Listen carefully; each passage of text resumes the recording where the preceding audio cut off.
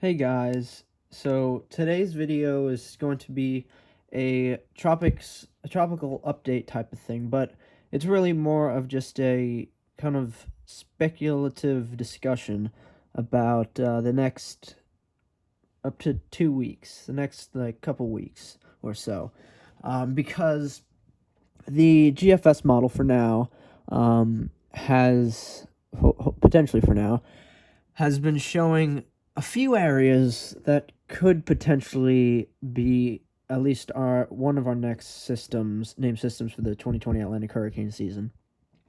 So, really, let's just go through this. And you can see it keeps a lot of precipitation moisture, especially for the Western Caribbean, and then starting to get a little more moisture in the Western Atlantic, but like kind of central Western Atlantic, north of north of Puerto Rico in that area. And as we start to head towards May 29th, we can see that there's this system that it does show kind of weak closed low for it, and so we'll have to watch that one because this one is our first with the closest in time from today that we'll have to watch for this potential to become a weak tropical system.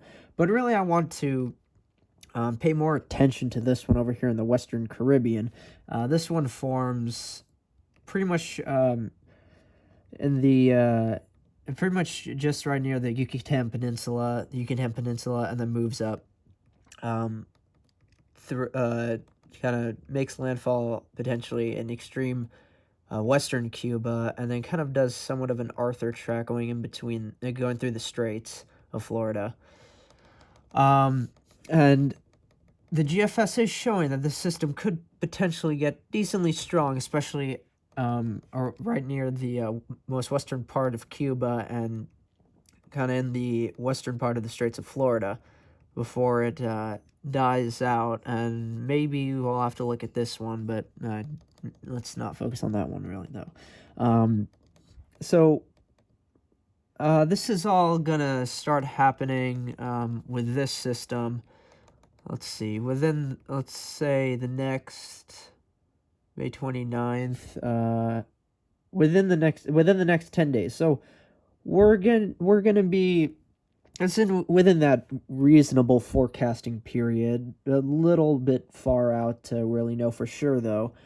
So we'll just have to keep watching it for the next few days to see if the GFS stays consistent, and then see if any of the other models will really start to hint at this more. So that's really just like this little quick update for the potential within the next couple of weeks, heading towards the first day of the official start of the Atlantic hurricane season, which is June 1st, with the potential that we could see our next name system just before June 1st or on June 1st, and we'll have potentially somewhat of an active beginning of June for hurricane season. Now, I actually want to go onto Wikipedia and just say that today the United Kingdom Meteorology Office released their 2020 Atlantic hurricane season forecast today, and it's right here. On May 20th, they said 13 named storms, 7 hurricanes, and 3 major hurricanes, which is interesting, I have to say. It's quite interesting because their forecast is the lowest we've seen ever since the tropical storm risks, which forecast that comes out of London. Their first forecast back in December of 2019, which is really far out. But I find it interesting that we have one forecast that is predicting kind of more towards average tropical activity this season, maybe just barely slightly above average, but so we'll have to watch that. And then, of course, just a heads up, we do have Noaa's forecast coming out tomorrow, I saw an article that said potentially like around 11 in the morning tomorrow. So look out for that, and that's exciting. Honestly, I can't wait to see what they're forecasting, see what they're going to be leaning to, because especially since the fact that the majority that we've seen of these forecasts, it's been generally trending to moderately to pretty far above average chances for that amount of tropical activity, especially with the North Carolina State University's forecast that came out a little more than a month ago, predicting potentially up to 22 named storms, up to 11 hurricanes, and up to 5 major hurricanes. So their general forecast, though, within these ranges would be like 20 named storms, 10 hurricanes, and 4 major hurricanes. And then we had Penn State's Earth System Science Center's forecast come out, potentially seeing that we could see up to 24 named storms, which would be definitely by far the second most active season on record, right behind 2005. And then, by the way, Tropical Storm Arthur, it actually dissipated a lot sooner than I did say it looked to dissipate. It dissipated yesterday around noon. So the NHC stopped putting out forecasts, I think, at yesterday's 11 a.m. advisory. So it lasted from May 16th through May 19th, only like 4 days, which is probably typical, I think, for a system forming this time of year, especially before the official beginning of the hurricane season. And which, by the way, since Arthur did form before the official start of the hurricane season this year, makes it the record 6th consecutive year with a preseason system. This all started back in 2015. 2015 through 2020 now officially is 6 consecutive years in a row. And that's the first time this has ever been done. So 2020's Atlantic hurricane season is already setting records. So that's kind of... It's not really a horrifying type of record, but it's potentially somewhat of a sign, if you want to look at it that way. But this hurricane season does look that all the factors will come together for it to become a pretty active season, and that's especially because the Enzo region, if we go to, let's go to Tropical Tidbits, we'll go to Analysis Tools, Ocean Analysis. And currently it's at negative 0.3 degrees Celsius below average.